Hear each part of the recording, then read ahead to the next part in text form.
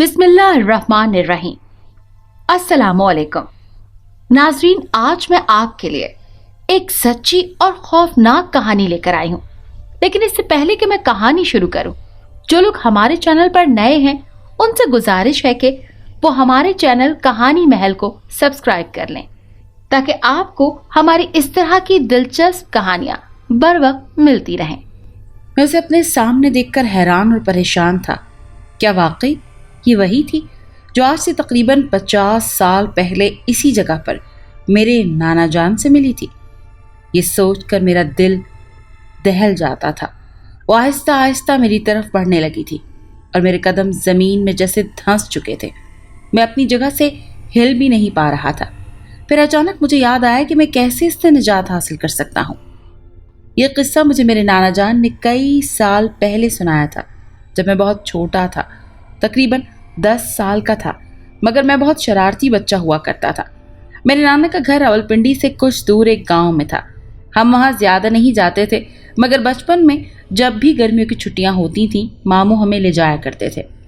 उस वक्त तो मजबूरन हम उसके साथ चले जाया करते, मगर सोच तो ये है कि हम सभी वहाँ जाकर जी भर कर बोर होते, क्योंकि शहर में पानी, बिजली और टीवी होते थे, जबकि 80 की दहाई में नाना के गांव में अभी बिजली नहीं आई थी। सोलर से चलने वाली लाइट्स, रेडियो और टेप रिकॉर्डर्स थे जो मामू दुबई से लाए थे, मगर हमारी दिलचस्पी की चीज़ यानी टीवी नहीं था, और गैस तो आज भी नहीं है। हम सारा दिन खेलते रहते, मगर अब बंदा कजन्स के साथ कितना खेले। सुबह उठकर लस्सी और मक्खन के साथ नाश्ता करते, फिर रोज़मर्रा के कामों में हाथ बटाते मुमानी का साथ। वहाँ पानी का भी कोई सिस्टम ना था। गांव से कुछ दूर एक कुआं था, वहाँ पर सारे गांव वाले पानी भरने जाया करते थे और वहीं से पानी लाया करते थे। और इस बात से मुझे और चिढ़ हुआ करती थी, मगर मजबूरी थी। फिर मुमानी और अम्मी के साथ कुएं पे हम भी चले जाते और घड़ों में पानी भर कर लाते। अगरचे ये सिर्फ शौकिया अमल था, क्योंकि माशकी पानी से भरे मशकीज़े सुबह शाम घर के अंदर मौजूद हमामों और टब्स में डाल जाया करता था। ज़्यादा ही बोर हो जाते तो घर से कुछ दूर नदी थी, वहाँ चले जाते, जहाँ अम्मी, मुमानी और खाला वगैरह तो कपड़े धोती और हम सब बच्चे नदी के पानी में या तो नहाते या चादरें लगाकर मछलियाँ पकड़ते। नदी पर जाने में सबसे बड़ी अट्रैक्शन पराठे के साथ अचार का लंच होता था। चाहे घर में चिकन कढ़ाई ही क्यों ना बनी हो, हमारी फरमाइश पर अचार पराठे ही ले जाए जाते थे, क्योंकि नदी के किनारे पत्थरों पर बैठकर ठंडे पानी में पांव डालकर जब दस्तरखान खोला जाता तो जो खुशबू आती थी वो नहायत इश्तहा अंगेज होती थी।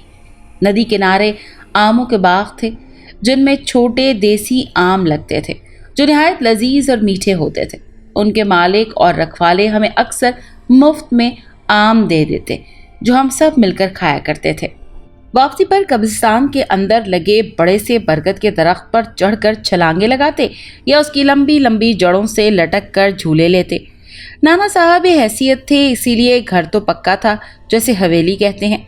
इसके 2 हिस्से थे, एक रिहायशी और दूसरा जानवरों के लिए मुख्तस था, जिसमें बकरियां, भैंस, गाय और मुर्गियां रखी जाती थी। हवेली के जानवरों वाले हिस्से के सामने कब्र पे मज़ार बना था। हमें साहिब मज़ार से तो कोई गर्ज न थी। हाँ, उनके सेहन में लगी बेरी हमें वहाँ खींच ले जाती, और दोपहर में जब सब सो रहे होते तो हम बच्चे या तो उस बेरी के सुर्ख सुर्ख बेर चुनकर खाते या खेतों में लगे आमों के दरख्तों से आम तोड़कर खाते। दरख्त पर चढ़कर फल तोड़ने की जिम्मेदारी मेरी और मेरी खालाजाद शाहिद की होती थी। शाहिद ठहरा गांव का लड़का, जो तैराकी, दरख्तों पर चढ़ना और परिंदे पकड़ना और तैराकी के बगैर किसी के सिखाए ही सीख जाते। इसमें अपने घर में मौजूद जामुन, आम, माल्टे, अनार और अमरूद के दरख्तों पर चढ़कर फल खाने के आदी था। लिहाजा हम दोनों ही इस फन में ताक थे।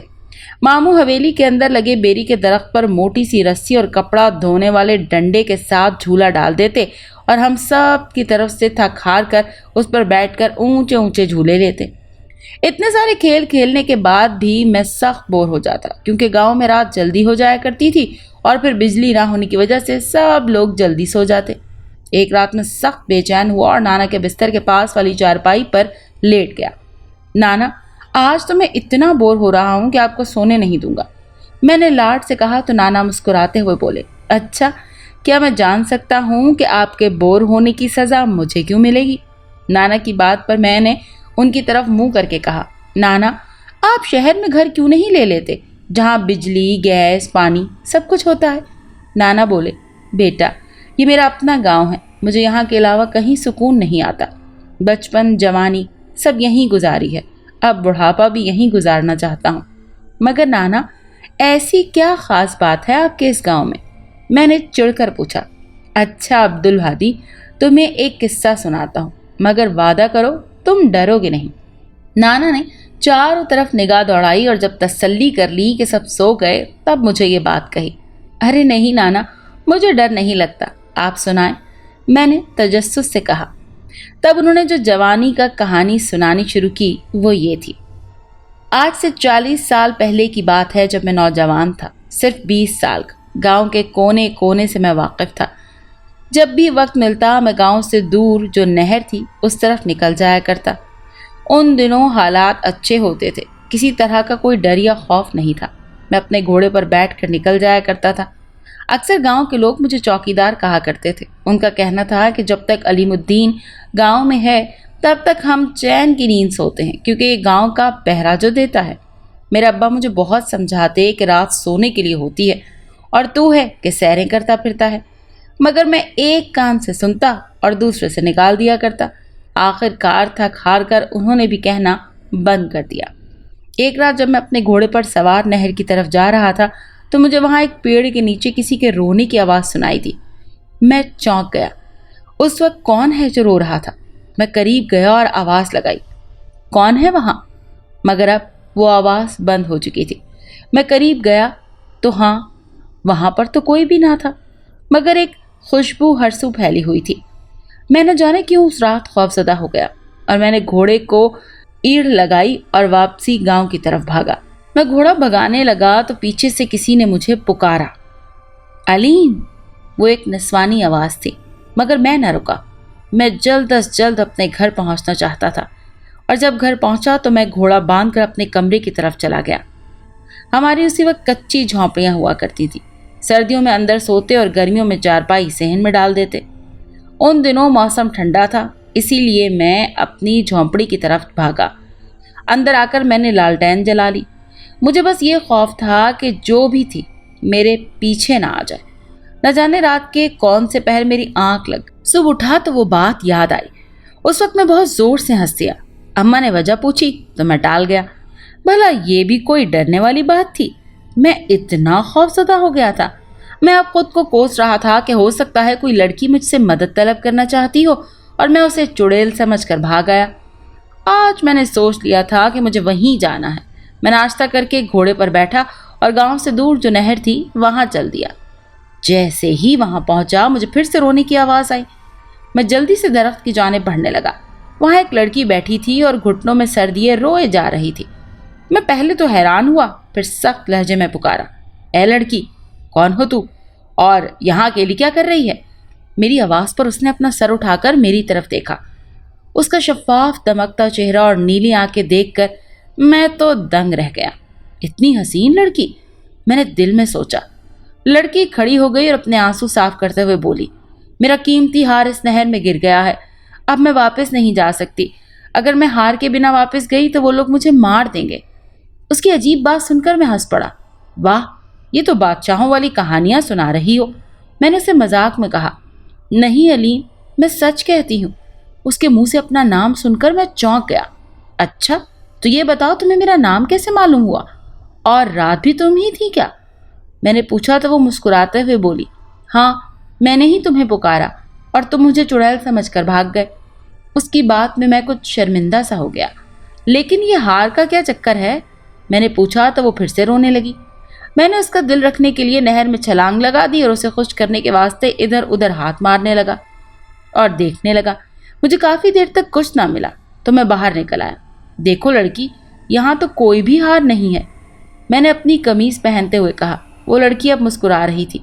अलीम, तुम पहले नमाज पढ़ लो, फिर मिल जाएगी। इसकी बात पर मुझे गुस्सा आ गया। बात सुनो, तुम्हें क्या लगा मैं झूठ बोल रहा हूँ? लेकिन वो बहुत जिद थी। मैं उसकी बात सुने बिना ही वापस जाने लगा, मगर मेरा कदमों ने चलने से इनकार कर दिया। जैसे एक जगह पर मेरे पाँव जैसे जम गए। میں دہشت سے تھر تھر کانپنے لگا کہ یہ کیا ماجرا ہے، آخر میرے پیر ایک ہی جگہ کیسے جم گئے تھے۔ میں نے مڑ کر پیچھے دیکھا تو وہاں وہ لڑکی انتہائی پراسرار خاموشی سے مجھے دیکھے جا رہی تھی اور اس کی آنکھیں لال ہو گئی تھیں۔ اب تو خوف سے میرا برا حال ہونے لگا۔ سنو، یہ سب کیا ہے؟ میں نے اس سے چلا کر پوچھا تو وہ اب ہلکے قدموں سے چلتی میرے قریب آنے لگی۔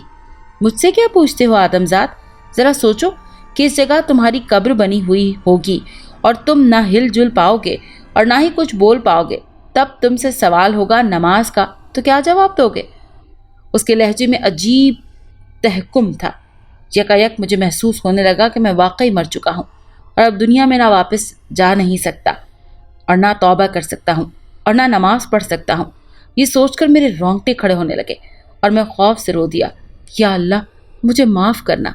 ایسا کہنا تھا کہ میرے پیروں سے جیسے کوئی زنجیر کھل گئی۔ میں گرتے گرتے بچا۔ وہ لڑکی اب بھی میرے سامنے تھی۔ اب بتاؤ علیم، نماز پڑھو گے یا نہیں؟ اس نے سخت لہجے میں پوچھا تو میں اپنے آنسو صاف کرتے ہوئے بول اٹھا، پڑھوں گا، ضرور پڑھوں گا۔ میری بات پہ اب وہ مسکرانے لگی۔ شاباش، آج کے بعد یہ جان لو کہ وقت بہت کم ہے تمہارے پاس۔ میں اب زمین پر بیٹھا روئے جا رہا تھا۔ واقعی بھلا زندگی تو کسی بھی وقت دھوکہ دے سکتی ہے، اور میں نے کبھی یہ سوچا ہی نہیں کہ قبر میں میرے ساتھ میرے اعمال جانے والے ہیں، تو میں نے کوئی نیک عمل بھی کیا ہے یا نہیں؟ اس دن اس لڑکی نے مجھے بتایا کہ وہ ایک جن زادی ہے جو کہ نوجوان نسل کو ایک سبق دینے پر ہر سال یہاں آتی ہے، اور جب رات کو تمہیں یہاں آوارہ گردی کرتے دیکھا تو اس بار تمہیں ہی چن لیا۔ اس کی بات پر تو میں اور بھی خوفزدہ ہو گیا اور تھر تھر کانپنے لگا۔ وہ مجھ سے وعدہ لے کر غائب ہو گئی کہ اگر میں نے نماز میں کوتاہی کی تو وہ پھر آئے گی اور اس بار وہ مجھے کبھی آزاد نہیں کرے گی۔ اس کے جاتے ہی میں نے اپنا دل پکڑ لیا تھا۔ میں ایک مضبوط نوجوان تھا، مگر آج مجھے علم ہوا تھا کہ انسان کبھی بھی اللہ تعالیٰ کی پکڑ میں آ سکتا ہے اور موت کسی بھی وقت آ سکتی ہے۔ وہ عمر نہیں دیکھتی۔ جو جوانی میں موج مستیاں کرتا تھا کہ عبادت کے لیے عمر پڑی ہے، تو یہ میری سب سے بڑی بھول تھی۔ اس دن کے بعد میں نے کبھی نماز نہیں چھوڑی۔ ہاں، کبھی کسی وجہ سے قضا ہو جاتی تھی، مگر میں اپنی نماز کی حفاظت کرتا تھا۔ لیکن پھر میں نے گاؤں کے کچھ اور لوگوں کو بھی نماز کا پابند دیکھا تو حیران ہو گیا کہ یہ لوگ تو میرا مذاق اڑایا کرتے تھے، اب خود کیسے نماز پڑھتے ہیں؟ تو ایک دن وہ راز بھی کھل گیا جب میرے ایک دوست نے مجھے بتایا کہ جب وہ گاؤں آ رہا تھا تو نہر کنارے اسے ایک لڑکی ملی جو اپنے ہار کے گم ہو جانے کی وجہ سے رو رہی تھی۔ اس کی بات سن کر میں دنگ رہ گیا، اور اس نے بھی سارا قصہ ویسا ہی بتایا جیسا اس دن میرے ساتھ ہوا تھا، اور اب وہ بھی نماز میں کوتاہی نہیں کرتا تھا۔ تب میں سمجھ چکا تھا کہ وہ جنزادی صرف میرے لیے ہی نہیں آئی تھی، بلکہ اسے جو بھی ملتا اس کا نام لے کر اسے بلاتی تھی۔ میں اس سے اب گھبراتا تو نہیں تھا، مگر نہ جانے کیوں ایک دعا کرتا تھا کہ کبھی اس سے سامنا نہ ہو۔ اس طرح ماہوں سال گزرتے رہے اور میں اس عمر تک آ پہنچا، لیکن اب تک میں نماز پابندی سے پڑھتا ہوں اور اپنے بچوں کو بھی پابند رکھتا ہوں۔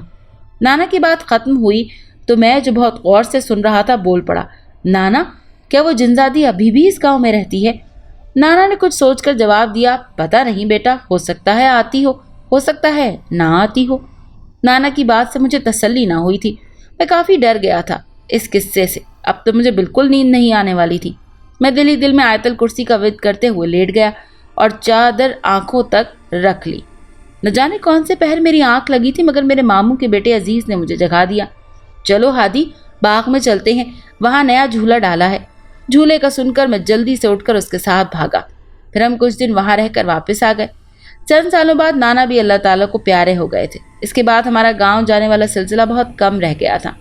پھر کئی سال بعد جب میں یونیورسٹی میں پڑھتا تھا، انہی دنوں ماموں کی بیٹی کی شادی کا شور اٹھا اور میں بھی گاؤں چلا آیا۔ اب مجھے مزہ آنے لگا تھا۔ گاؤں میں کافی تبدیلیاں آ چکی تھیں۔ ہم وہاں ایک ہفتے کے لیے گئے تھے۔ ایک دن میں صبح جاگنگ کے لیے گھر سے باہر نکلا تو سیدھی سڑک جو نہر کی طرف جاتی تھی اس پر جاگنگ کے لیے نکل کھڑا ہوا۔ سردیوں کا موسم تھا، ہر طرف دھند کا راج تھا۔ میں نہر کنارے گزرا تو مجھے ایک آواز آئی، عبدالہادی۔ یہ آواز ایک لڑکی کی تھی۔ میں رک کے چاروں طرف دیکھنے لگا۔ کون؟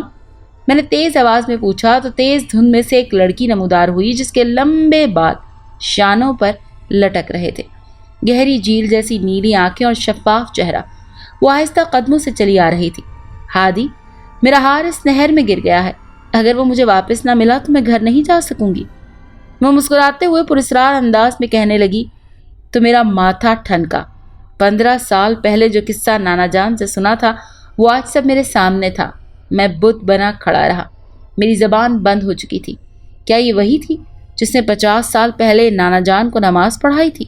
وہ اب تک اس گاؤں میں آتی تھی؟ یہ سوچ کر میرے تو جیسے قدموں سے جان ہی نکل گئی۔ کیا ہوا ہادی؟ اتنی صبح اٹھے ہو اور اللہ تعالیٰ کو یاد بھی نہیں کیا؟ اچانک اس کی آنکھیں شعلے اگلنے لگی اور میرے قدم زمین میں جکڑ چکے۔ میں آنکھیں پھاڑے اسے دیکھتا جا رہا تھا۔ وہ بلا کی حسین تھی۔ میں سمجھ چکا تھا کہ نانا جان نے جو قصہ سنایا تھا وہ سب سچ تھا۔ اب یہ کیسے میری جان چھوڑے گی؟ میں نے دل ہی دل میں گھبرا کر سوچا۔ مگر میں تو فجر کی نماز پڑھ کر آ رہا ہوں، میں نے جلدی سے کہا، کیونکہ میں واقعی نماز پڑھ کر ہی نکلا تھا۔ مجھے تو بچپن سے ہی نماز کی عادت تھی۔ میری بات سن کر اس کے چہرے سے غیظ و غضب غائب ہو گیا اور ہلکی سی مسکراہٹ آنے لگی۔ تم سچ کہہ رہے ہو، تم واقعی نمازی ہو۔ اب وہ سکون میں تھی۔ جاؤ عبدالہادی، کامیابی تمہارے راستے میں ہے، وہ مسکرا کر بولی اور اچانک غائب ہو گئی۔ میں آزاد ہو چکا تھا۔ اچانک میرے قدموں میں ایک عجیب سی چیز آ کر گری۔ وہ ایک قیمتی پتھر لگ رہا تھا۔ میں نے اٹھایا تو پھر سے وہ جنزادی نمودار ہوئی اور آواز لگائی، یہ میری طرف سے تحفہ ہے عبدالہادی، جب بھی میری ضرورت پڑے اسے ہوا میں اچھالنا، یہ مجھ تک پہنچ جائے گا۔ میری آج تک کی زندگی میں تم پہلے نوجوان ہو جو نمازی تھے، ورنہ آج تک سب نوجوانوں کو میں ہی نماز کی عادت ڈالتی آئی ہوں۔ اب وہ آواز بھی آنی بند ہو گئی تھی۔ میں بہت خوش تھا کہ مجھے یہ اعزاز ملا تھا، اور یہ سب میری امی کی وجہ سے تھا، جو بچپن میں زبردستی مجھے نماز پڑھواتی تھی، اور وہ عادت اب پکی ہو چکی تھی۔ میں خوش واپس جانے لگا۔ اب مجھے اس جنزادی سے کوئی خوف نہیں آ رہا تھا، اور یہ جو تحفہ اس نے مجھے دیا تھا وہ میں نے سنبھال کر رکھ لیا تھا۔